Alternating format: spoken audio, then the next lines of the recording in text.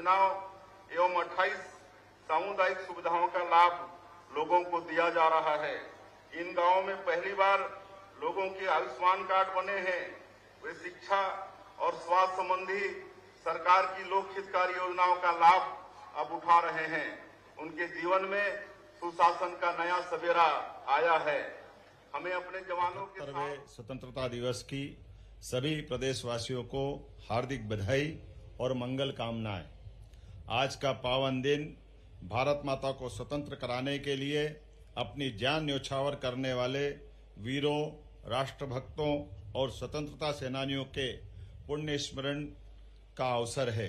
प्रशासन जनोन्मुखी हो, नागरिक विकास और सामाजिक सद्भाव में भागीदार बने, गरीबों के कल्याण की योजनाएं अंतिम पंक्ति के अंतिम व्यक्ति तक पहुंचे, ऐसी व्यवस्था बनाने के लिए हमारी सरकार कटिबद्ध है। यशस्वी प्रधानमंत्री श्रीमान नरेंद्र मोदी के नेतृत्व में विकसित भारत, विकसित मध्य प्रदेश पूरी दुनिया में अपनी पहचान माननीय मोदी जी के नेतृत्व में भारत ने बनाई है। पिछला एक दशक भारत के गौरव को बढ़ाने वाला गौरवशाली युग रहा है। माननीय प्रधानमंत्री जी के नेतृत्व में तेजी से वैभवशाली और शक्तिशाली भारत का निर्माण हो रहा है। भारत विश्व की तीसरी बड़ी अर्थव्यवस्था बनने के लक्ष्य को प्राप्त करने की दिशा में तेजी से अग्रसर है। मध्य प्रदेश के नागरिक सदैव विकास की ललक और राष्ट्र के लिए प्रेम का परिचय देते रहे हैं।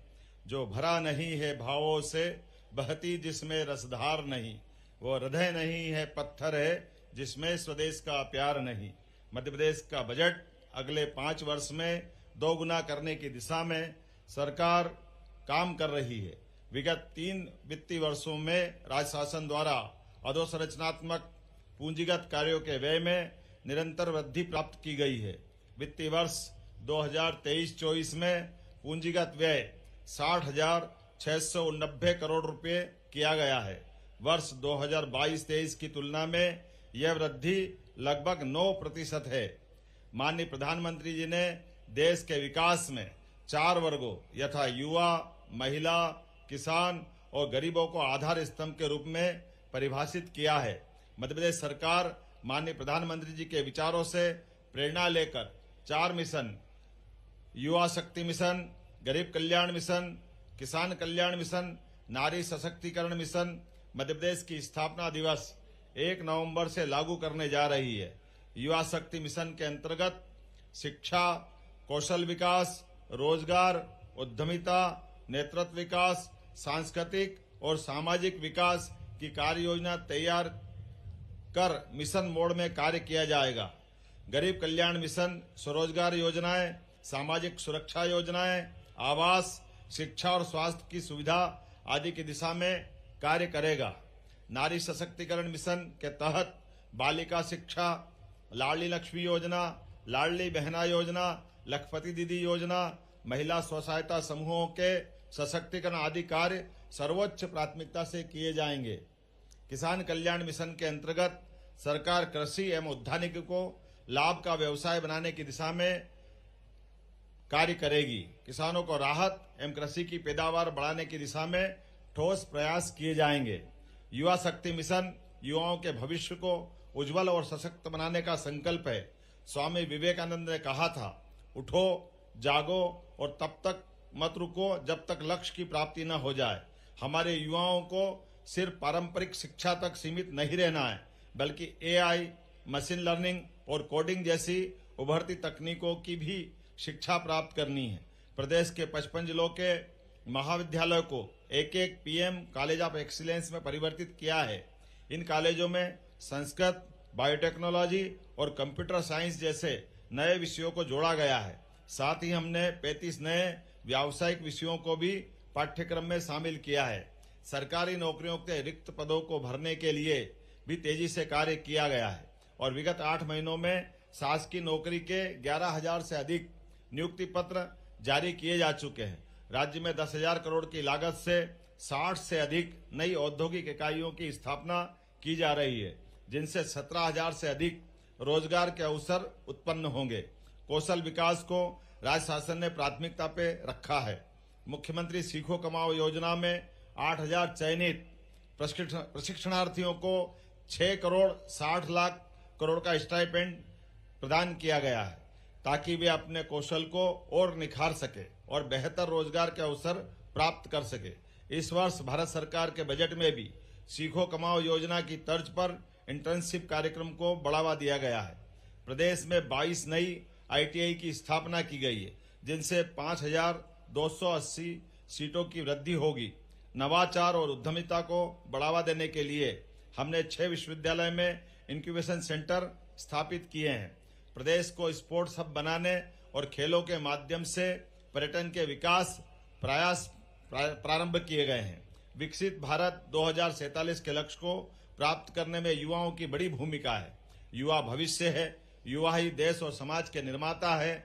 युवाओं के संकल्प, मेहनत और सोच ही इस देश को नई ऊंचाइयों तक पहुंचाएगी। गरीब कल्याण मिशन के माध्यम से प्रदेश ने गरीब और कमजोर वर्ग के युवाओं के जीवन में एक नया अध्याय लिखने का संकल्प लिया है।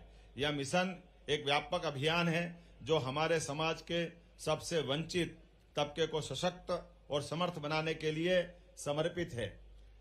हम इस मिशन के तहत गरीबों के जीवन के स्तर को सुधारने, उन्हें रोजगार और स्वरोजगार के अवसर देने, सामाजिक सुरक्षा प्रदान करने और बुनियादी सुविधाओं की सुलभता सुनिश्चित करने के लिए कटिबद्ध हैं। प्रदेश सरकार ने इंदौर की हुकुमचंद मिल के 4,800 श्रमिक परिवारों को 224 करोड़ रुपए की राशि का भुगतान किया है।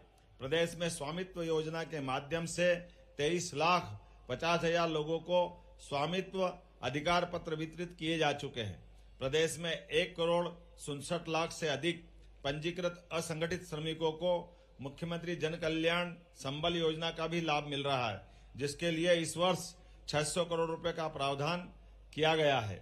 योजना के दूसरे चरण के अंतर्गत 30,500 से अधिक श्रमिक परिवारों को 670 करोड़ रुपए से अधिक की अनुग्रह राशि का अंतरण किया गया है।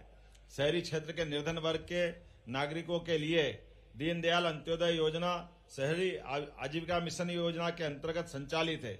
इसी तरह लघु व्यवसाय करने वाले भाइयों के आर्थिक उन्नयन के लिए प्रधानमंत्री स्वनिधि योजना संचालित है। इन दोनों योजनाओं का मध्य प्रदेश में सर्वश्रेष्ठ क्रियान्वयन हुआ है। प्रधानमंत्री शहरी आवास योजना में प्रदेश के 7,50,000 हितग्राहियों को लाभान्वित किया गया है। प्रधानमंत्री आवास योजना ग्रामीण में ग्रामीण क्षेत्रों में प्रदेश में लगभग 7 लाख मकानों का निर्माण कर लिया गया है। PM जनमन योजना में विशेष पिछड़ी जनजाति, बेगा, सहरिया और भारिया के परिवारों को भी पक्का आवास देने की शुरुआत की गई है। मध्य प्रदेश इस योजना के क्रियान्वयन में प्रथम है। प्रदेश सरकार ने मुख्यमंत्री कन्या विवाह और निकाह सहायता योजना में वर्ष 2023-24 में 62,583 कन्याओं के विवाह के लिए सहायता राशि दी है।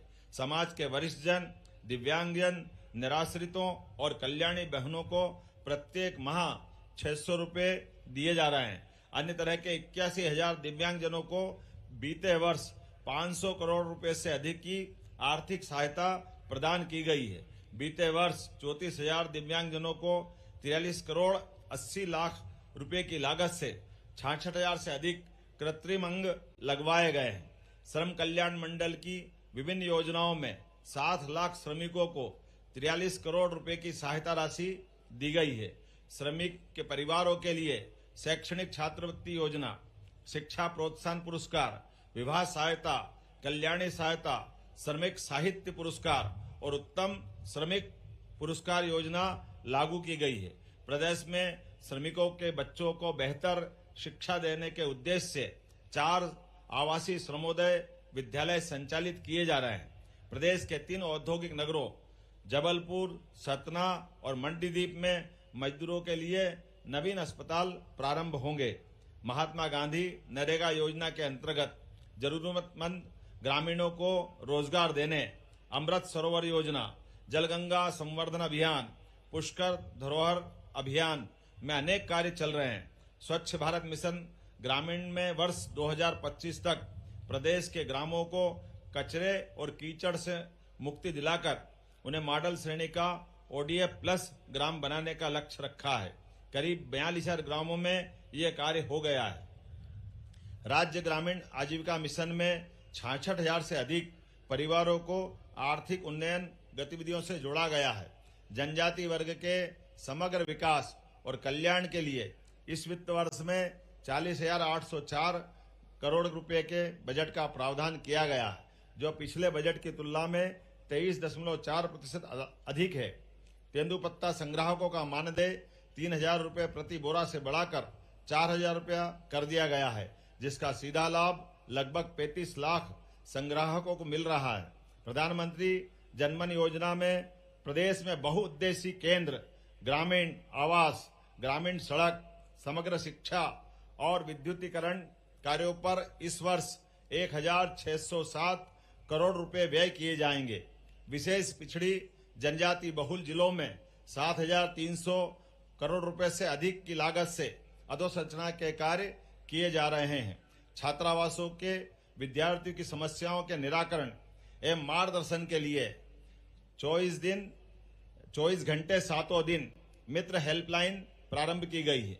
अब छात्रावासों में विद्यार्थियों को कंप्यूटर की शिक्षा भी उपलब्ध कराई जा रही है। अनुसूचित जाति उपयोजना के अंतर्गत इस वित्त वर्ष में 27,900 करोड़ रुपए का प्रावधान प्रस्तावित है। अनुसूचित जाति विद्यार्थियों के लिए छात्रवृत्ति, शिष्यवृत्ति, गणवेश, छात्रावास आदि सुविधा के लिए 1,427 करोड़ रुपए का प्रावधान किया गया है।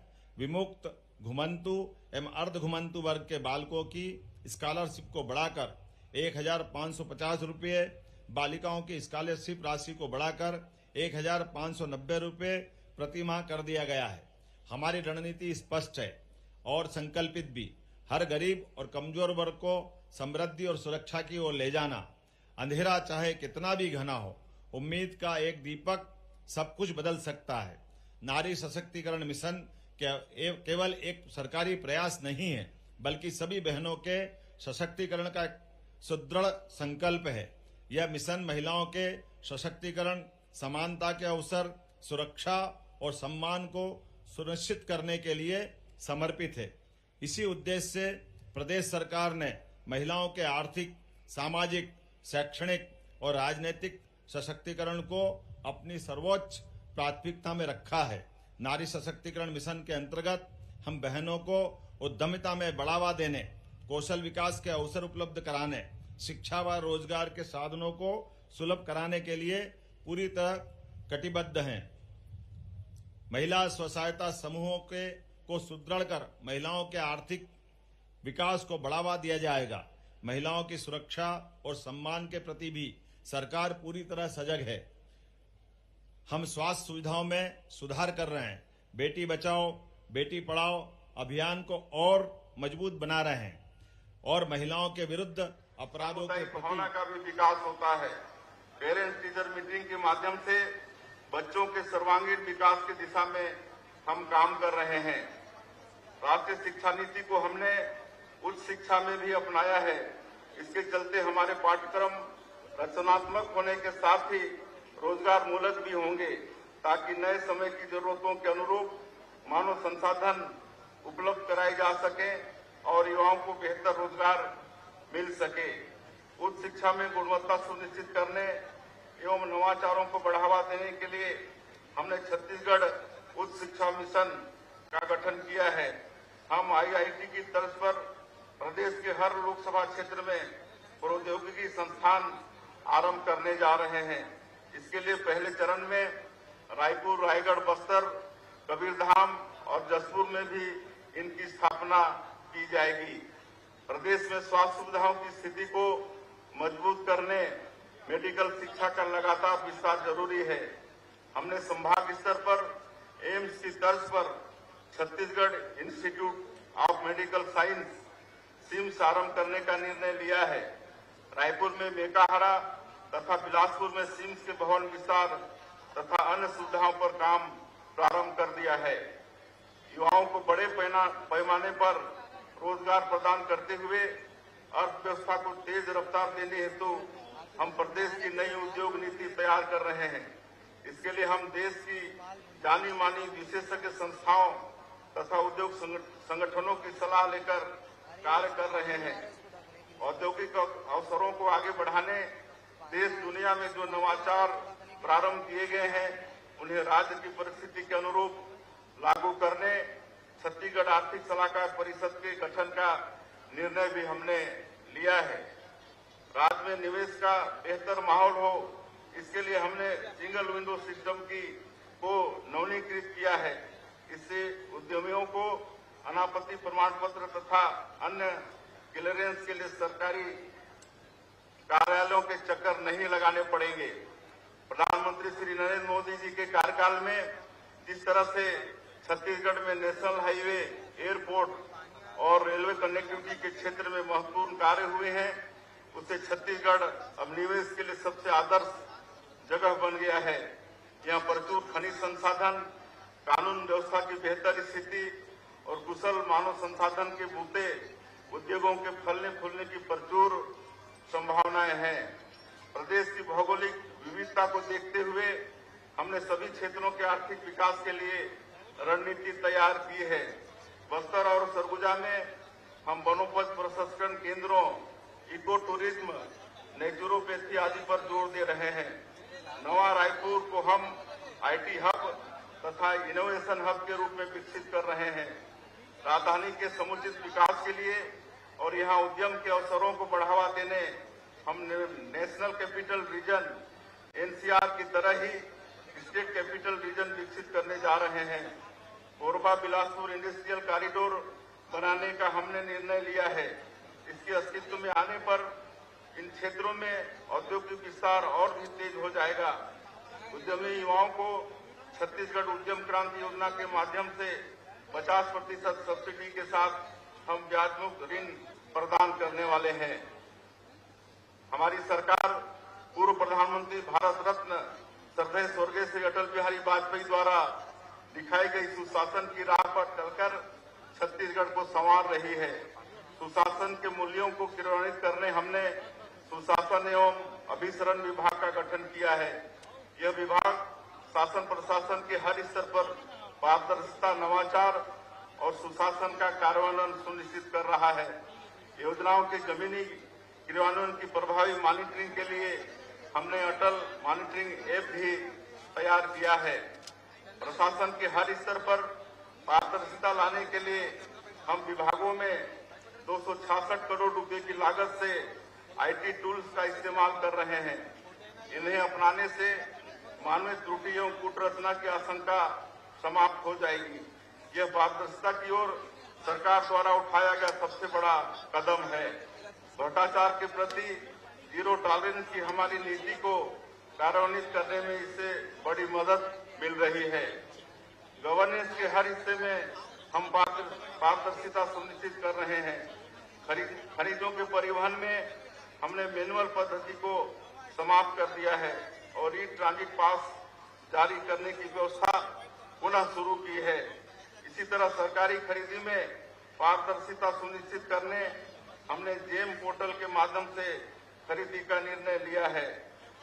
आबकारी नीति में पारदर्शिता लाने तथा भ्रष्टाचार को समाप्त करने पुरानी व्यवस्था के स्थान पर सीधे कंपनियों से खरीदी का निर्णय हमने लिया है। राजस्व संबंधी प्रकरणों के त्वरित और समय सीमा में निराकरण के लिए हमने तहसीलदारों के अधिकारों का विस्तार किया है। नाम, जाति, पता की त्रुटि, सिंचित रकबा, कैफियत त्रुटि, एक फसली बहुफसली त्रुटि को सुधारने का अधिकार तहसीलदार को दिया गया है, जिससे राजस्व संबंधी परेशानी झेल रहे लोगों की दिक्कत दूर हो सकेगी। केंद्र की तर्ज पर राज्य नीति आयोग का गठन हमने किया है। हमारे यशस्वी प्रधानमंत्री श्री नरेंद्र मोदी जी ने आजादी के 100 वर्ष पूरे होने पर वर्ष 2047 तक देश को विकसित राष्ट्र बनाने का संकल्प लिया है और इसके लिए एक रोड मैप तैयार किया है। हमारी सरकार भी इससे कदम ताल करते हुए विकसित छत्तीसगढ़ का संकल्प लेकर आगे बढ़ रही है। इसके लिए राजनीति आयोग द्वारा अमृतकाल विजन 2047 तैयार किया जा रहा है। हमारी दिशा स्पष्ट है, नियत साफ है और हौसला पर्वत जैसा है। निश्चित ही सभी की भागीदारी के साथ अमृतकाल विजन 2047 पर काम कर हम विकसित छत्तीसगढ़, विकसित भारत के निर्माण का संकल्प पूरा करेंगे। छत्तीसगढ़िया लोगों की पहचान देश दुनिया में सहज सरल लोगों के रूप में है। यह हमारी सबसे बड़ी शक्ति है। हम मेहनतकश लोग हैं, ईमानदारी से काम करते हैं। ये हमारे सांस्कृतिक मूल्य हैं। इन्हें सहेज कर रखना हमारी बड़ी जिम्मेदारी है। अपनी बोली भाषा, तीज त्योहार, खान पान को सहेजते हुए आने वाली पीढ़ी को इनसे परिचित कराते हुए हमें निरंतर आगे बढ़ना है। जलवायु परिवर्तन के संकट को देखते हुए हम सबका कर्तव्य है कि पर्यावरण को बेहतर बनाने में अपनी भागीदारी दें। माननीय प्रधानमंत्री श्री नरेंद्र मोदी जी ने एक पेड़ मां के नाम अभियान आरंभ किया है। मैंने अपने गृहग्राम बगिया में इस अभियान के अंतर्गत रुद्राक्ष का पौधा लगाया है। रायपुर में भी मुख्यमंत्री निवास में मैंने दहीमन का पौधा लगाया है। आप भी एक पौधा जरूर लगाएं, कि आप सभी से हमारा आग्रह है। कि हमारी पुण्य भूमि का परम सौभाग्य है कि श्री राम हमारे भांजे हैं और उनकी कर्म भूमि भी छत्तीसगढ़ है। मनेन्द्रगढ़, चिरमिरी, भरतपुर जिले के सीतामढ़ी हरका चौरा से लेकर सुकमा के इंजरम तक कण-कण भगवान श्री राम के वनवास काल का साक्षी है। हमारी धरती माता सबरी की पुण्य भूमि है। पवित्र सूर्यनारायण धाम में उन्होंने अपनी अगाध श्रद्धा से जूठे बेर प्रभु को खिलाए थे। वनवास के दौरान बिताए गए 14 वर्षों में से 10 वर्ष मध्य प्रदेश की केन बेतवा लिंक परियोजना से प्रदेश के 10 जिलों के 1900 ग्रामों में 8,11,000 हेक्टेयर क्षेत्र में सिंचाई सुविधा, 41 लाख की आबादी को पेयजल की सुविधा भी प्रदान की जाएगी। साथ ही साथ 150 मेगावाट विद्युत उत्पादन भी किया जाएगा। मध्य प्रदेश राज्य की पार्वती कॉलेज सिंध चंबल लिंक परियोजना पर भी कार्य कर रहा है, जिसका लाभ प्रदेश के 10 जिलों को मिलेगा। इस परियोजना से मालवा चंबल में 4,48,000 हेक्टेयर भूमि सिंचित होगी और पेयजल भी मिलेगा। मध्य प्रदेश विद्युत उपलब्धता में वृद्धि के लिए किए गए प्रयासों के फलस्वरूप आत्मनिर्भर हो गया है। प्रदेश की उपलब्ध विद्युत क्षमता 22,823 मेगावाट है। भविष्य में विद्युत के क्षेत्र में प्रदेश आत्मनिर्भर बना रहे, इसके लिए विद्युत क्षमता में 3,515 मेगावाट की वृद्धि का कार्यक्रम बनाया है। गैर कृषि उपभोक्ताओं को 24 घंटे और कृषि उपभोक्ताओं को 10 घंटे प्रतिदिन विद्युत प्रदाय किया जा रहा है। प्रदेश के घरेलू उपभोक्ताओं और कृषि उपभोक्ताओं को राहत देने के लिए क्रमशः अटल गृह ज्योति योजना एवं अटल कृषि ज्योति योजना लागू है। अटल कृषि ज्योति योजना के 10 हार्स पावर तक के अनमीटर्ड स्थायी कृषि पंप कनेक्शनों को 750 रुपये प्रति हार्स पावर प्रतिवर्ष, 10 हार्स पावर से अधिक के अनमीटर्ड स्थायी कृषि पंप कनेक्शनों को 1,500 रुपये प्रति हार्स पावर प्रतिवर्ष की फ्लैट रेट से विद्युत प्रदाय किया जा रहा है। अटल गृह ज्योति योजना में प्रदेश के ऐसे घरेलू उपभोक्ताओं को लाभ दिया जा रहा है जिसकी मासिक खपत 150 यूनिट तक है। प्रदेश की नवकरणीय ऊर्जा क्षमता 10 साल पहले मात्र 438 मेगावाट थी, जो अब बढ़कर 444 मेगावाट हो गई। पीएम सूर्यघर मुफ्त बिजली योजना में कमजोर वर्ग के घरों पर सोलर यंत्र की स्थापना के लिए विशेष योजना तैयार की जा रही है। प्रदेश के 71 लाख से अधिक ग्रामीण परिवारों को जल जीवन मिशन के अंतर्गत घर में जल प्रदाय की सुविधा प्रदान की गई। प्रदेश के 14,636 ग्रामों के समस्त घरों में नल से जल पहुंचाया जा रहा है। खुले बोरवेल में छोटे बच्चे की गिरना से उनकी मौत पर नियंत्रण के लिए प्रदेश सरकार अधिनियम लागू कर रही है। प्रदेश के औद्योगिक विकास की ठोस पहल के रूप में रीजनल इंडस्ट्री कॉन्क्लेव की श्रृंखला प्रारंभ की गई है। प्रदेश में 31 नए क्षेत्रों को कुल 9,800 एकड़ भूमि प्रदान की जा रही है। इनमें 2 आईटी पार्क भी शामिल है। उज्जैन में मेडिकल डिवाइस पार्क की स्थापना का निर्णय महत्वपूर्ण है, जिसमें 38 इकाइयों को 95 एकड़ भूमि आवंटित की जा चुकी है। प्रदेश में मल्टी मॉडल लॉजिस्टिक पार्क के विकास के लिए भी पहल हुई है। मुरैना में मेगा लेदर पार्क विकसित करने का कार्य हो रहा है। धार में पीएम मित्र इंटीग्रेटेड मेगा टेक्सटाइल पार्क से कपड़ा उद्योग को मजबूती मिलेगी। यहाँ 1563 एकड़ भूमि पर 1000 करोड़ की लागत से पार्क विकसित होगा, जो 3 लाख लोगों को प्रत्यक्ष और अप्रत्यक्ष रोजगार देगा। राज्य सरकार ने एक निर्यात प्रोत्साहन सेल भी बनाया है। मध्य प्रदेश की चंदेरी और माहेश्वरी साड़ियां विदेश में जाती है। इसी तरह वारासिवनी, सौंसर, पड़ाना, सारंगपुर के हाथकरघा वस्त्र विशिष्ट पहचान रखते हैं। वस्त्र छपाई में बाघ की ब्लॉक प्रिंट, भैरवगढ़ की बटिक प्रिंट की भी दूर दूर तक मांग है। हमारे ग्रामीण भाई और शहर के भी ऐसे हुनरमंद कारीगर जिनको रोजगार का साधन